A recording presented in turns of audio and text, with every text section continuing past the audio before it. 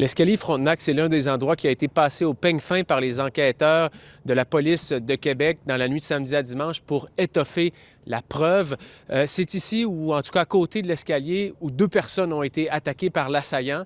Et je vais vous raconter comment ça s'est passé, mais du point de vue d'une passante qui est venue en aide aux 2 blessés. Cette jeune femme, elle arrivait d'une balade avec un de ses amis à Lévis et il remontait l'escalier Frontenac. Elle arrive d'en bas donc de l'escalier et elle voit surgir du haut de l'escalier les 2 blessés qui courent. Ils se sauvent pour leur vie. Ils ont peur que l'assaillant soit à leur trousse et ils sont blessés. Ils ont des lacérations profondes sur leur corps. Alors cette jeune femme, avec son ami, les a rassurés. Elle leur a dit « Vous êtes en sécurité, on appelle le 911 » et ils sont restés avec eux le temps que les secours arrivent.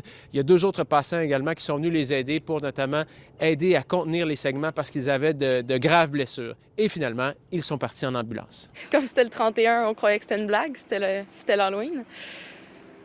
On a fini par se rendre compte que ce n'était pas une blague, que ces gens-là avaient réellement besoin d'aide. Donc on s'est arrêtés, on les a fait asseoir, on a contacté les services d'urgence, puis on a attendu.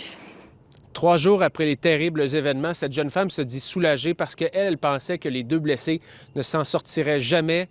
Aujourd'hui, donc, on sait qu'ils ont survécu, même s'ils ont eu de graves blessures. Vous allez entendre la jeune femme nous dire quand même qu'elle est bien consciente qu'elle aurait pu elle-même se retrouver sur le chemin du tueur. Présentement, je suis correcte. Il y a des gens qui disent que j'ai été chanceuse d'être à l'endroit où j'étais. Mais c'est ça, c'est juste de la chance. Ça sert à rien de penser à qu'est-ce qui aurait pu arriver si 2 minutes avant, si 2 minutes après, si... Il y a trop de si dans cette situation-là, c'était complètement aléatoire. Donc, on est arrivé comme ça, puis on a agi de la même façon qu'on aurait voulu que quelqu'un agisse pour nous si les rôles avaient été inversés. Voilà, donc je vous rappelle que durant cette nuit du 31 octobre, 5 personnes ont été grièvement blessées et 2 personnes ont trouvé la mort. Ici Pascal Poinlan, Radio-Canada, à Québec.